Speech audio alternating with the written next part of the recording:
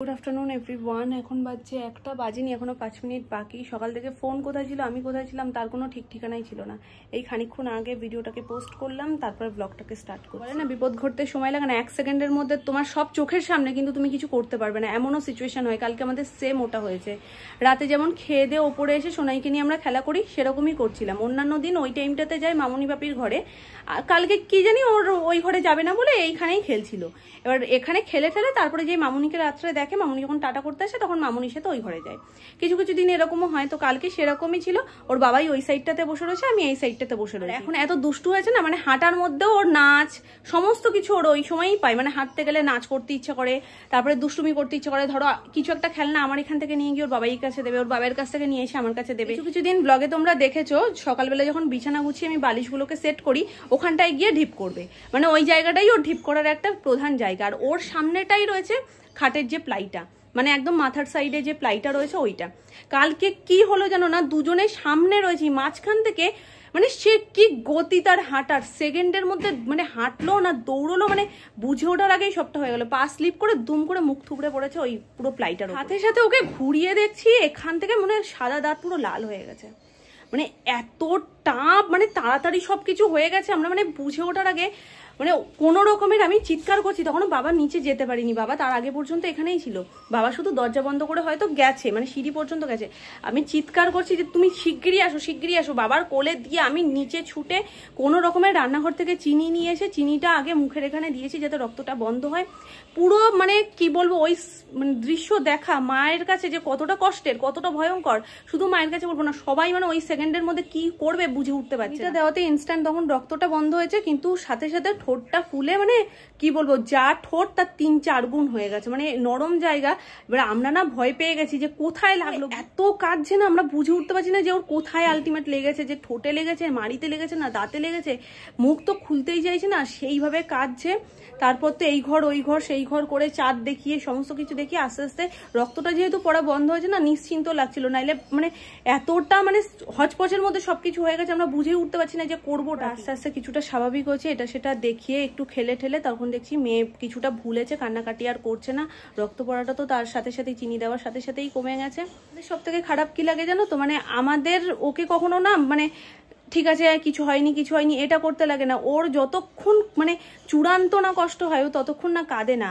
আর মেয়ে অত কাঁদছে, কিছুক্ষণ পরেই ওর ব্যথা তো তখনও, আমাদেরও কোথাও একটা লাগলে তো ব্যথা থেকে যায়, ব্যথা কিন্তু তখনও আছে। কিন্তু তারপরেও ফোনে কারোর একটুখানি গান বাজালেই নাচতে শুরু করেছে। মানে যতটুকু চূড়ান্ত ব্যথা করছিল ততটুকুই কেঁদেছে। তারপরে যখন একটু সহ্য করার মতন থাকে না, অটোমেটিক চুপ হয়ে যায়। কারণ ও জানে ওকে নিয়ে সবাই টেনশন করে। মানে ও, আমি চুপ করে বসে রয়েছি তো, মানে মুখ নিচু করে, ও শুধু এসে এসে আমার মুখের মধ্যে এরকমভাবে হাত বোলাচ্ছে। মানে আমরা ওকে কি সান্ত্বনা দেবো, ও আমাদেরকে সান্ত্বনা দেয়। এইটা সব থেকে বেশি আমার মানে কি বলবো, ভালো লাগার তো জায়গা বটেই, তার সাথে না আমার ভীষণ কষ্ট হয় যে ওইটুকুনি বাচ্চা মানুষ ও আমাদেরকে কতটা বোঝে। তারপরে আস্তে আস্তে ঘুমিয়েছে। ঘুমোতে ঘুমোতে মোটামুটি কালকে 3টে 10, 15, 20 এরকম হয়ে গেছিলো, অনেক রাতই হয়েছে। আর আমরা তো সারা রাত্রি 2 চোখের পাতা এক করতে পারিনি, শুধু থেকে থেকে একটু একটু করে মানে ঠোঁটটা ফাঁকা করে দেখছি। পুরো ঠোঁটের যে ভেতরের সাইডটাতে মানে উল্টো দিকের যে চামড়াটা আমাদের, ওই চামড়াটায় মানে বাড়িটা খেয়ে দাঁতের সাথে লেগে ওটা কেটে গেছে।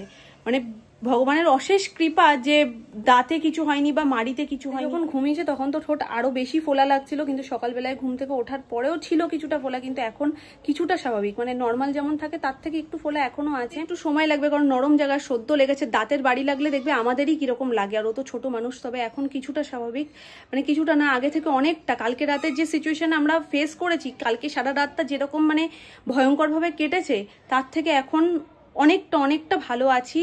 সোনাই কিছুটা ভালো আছে, ও ভালো আছে বলেই আমরা ভালো আছি। দুপুরবেলায় হবে দই কাতলা, ওই জন্য নেওয়া হয়েছে কাতলা মাছ। মামুনি কাতলা মাছ ভাজা বসিয়েছে, বুঝছো না মা, আলু ভাজা গোল গোল। সোনার দাদু ভাইয়ের জন্য। আচ্ছা, ও আজকে তো নিরামিষ, পেঁয়াজ মেশনের এতটা অ্যালার্জি, মানে এত ভয়ঙ্কর জিনিস আমরা চোখের সামনে দেখেছি না, ওই জন্য ডিমের ছোঁয়াটুকু, মানে ধরো আমি খাচ্ছি ডিম দিয়ে কিছু, আর সেই মানে হাতে আমি ওকে অন্য কিছু খাওয়াই না। ইভেন কড়াইতেও যদি ডিম ভাজা হয়, সেই কড়াইও ভালো করে ধুয়ে ঠুয়ে তারপরে রান্না হয়। যেহেতু মাছ ভাজা শোনাই খাবে, ওই জন্য মামুনির ডিমের কড়াইটা মানে ডিমের অমলেট হয়েছে, তো সেই কড়াইটাকে ভালো করে ধুয়ে ঠুয়ে পরিষ্কার করে তারপরে দিয়েছে।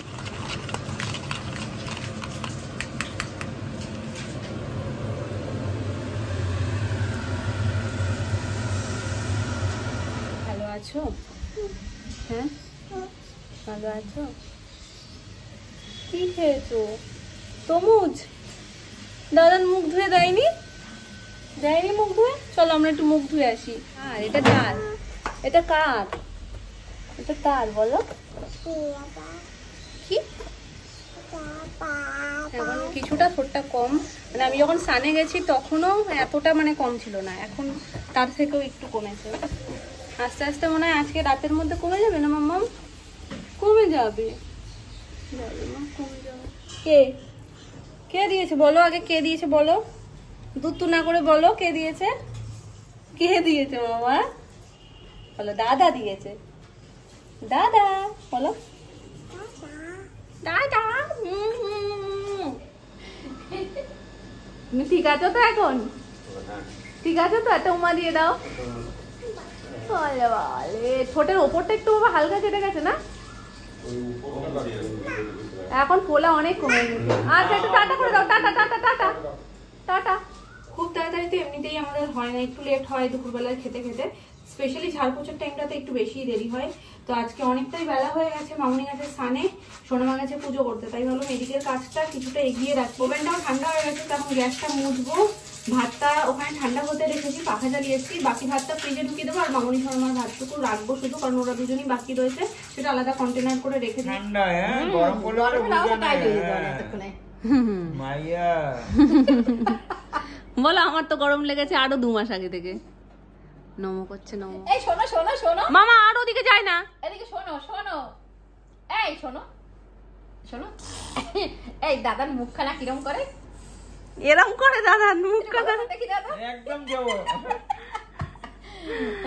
এখন হচ্ছে এখানে মস্তানি। দাদার মুখখানা ওরম করে?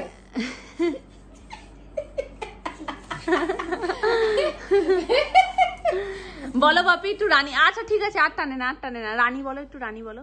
রানী রানী, তুমি রানী। সব কথা এখন বলতে পারে, সব কথা। আমার লক্ষ্মী বলো একটু, দেখো বলো। আমার মা লক্ষ্মী কই? ও ওটাও মা লক্ষ্মী। ওরে বাবা রে, খোলামেলা যায় সেটা। মস্তানি এইগুলো করতে গিয়েই কালকে একদম আর করতে হবে না, ঠোঁটে এমনিতেই ব্যথা। বাবু এখন ঠাকুরের কৃপায় একটু ঠিক আছে, আগের মতন হয়ে গেছে ঠোঁটটা, কিন্তু কাটাটা উপর থেকে একটু বোঝা যাচ্ছে, ভেতরে তো রয়েছেই। এই রানী বলো তুমি বলো। দাদি আর দাদানের মা লক্ষ্মী কই? ওরে বাবা রে, একটু ভালো করে দেখাও। ওরে বাবা, ও মানে এত ব্যস্ত মানে ও সুস্থ দাঁড়াতেই পারে না। আর ঘুমোবো কখন? বেলুন বাবাইকে একটু ফোন করে দাও তো, বেলুনের জন্য ফোন করে দাও। করো, ফোন করো। বলো আগে বাবাইকে বলো।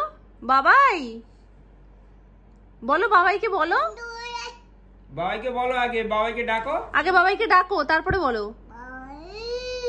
বেদুন বুনুন, ওই উচ্চারণ আমরা পারবো না। ওই দেখো ওই দেখো দেখো দেখো দেখো, সেটা কি পারতো? বোতামকে বলতো গুদাম, বন্দে তাতারাম।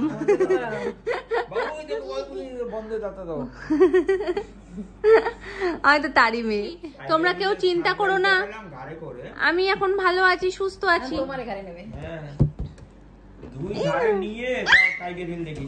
দেখ তোকে দেখে তোর বাবার ছোটবেলার কথা মনে করছে দাদু।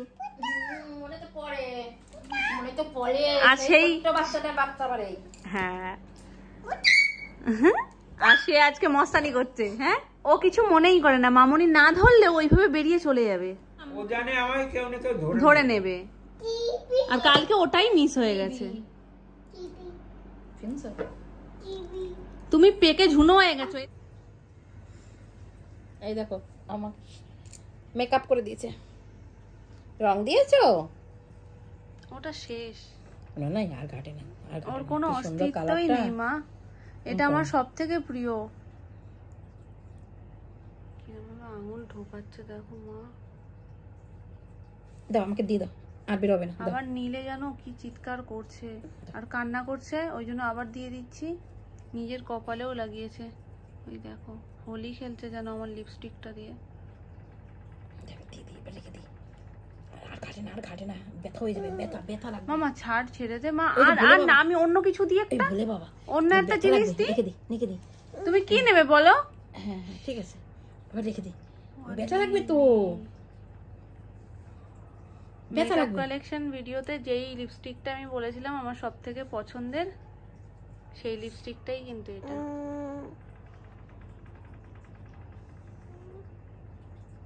বাবা দেরি, শিগগির রেখে দাও, দেখো কি হয়েছে বাবা, শিগগিরই রেখে দাও।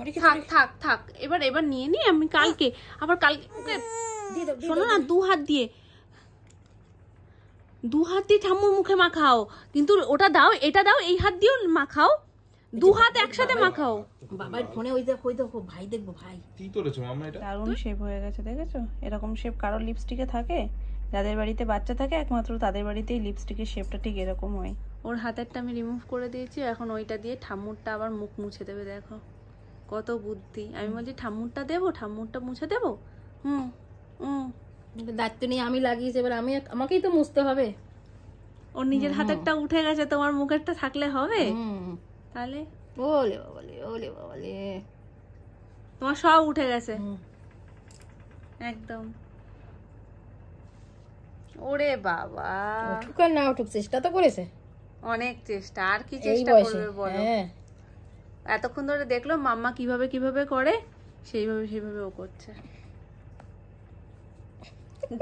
তুমি পারো নাকি? মামনি নিজে নিয়ে করছে, ও তার ওপর দিয়ে হাত দিয়ে কেড়ে নিয়ে করে দিচ্ছে। ঠিক আছে, উঠে গেছে, সব উঠে গেছে, আমি বাকিটা করে দেবো, তুমি আমায় দাও, বাকিটা আমি করে দিচ্ছি, দাও আমায় দাও। থ্যাংক ইউ মা, দাও। বলে আমার চুলগুলো এখন কিন্তু একদম দাঁড়িয়ে গেছে, আমি ছুটি পেতেছিলাম, তোমরা কিছু মনে করো না।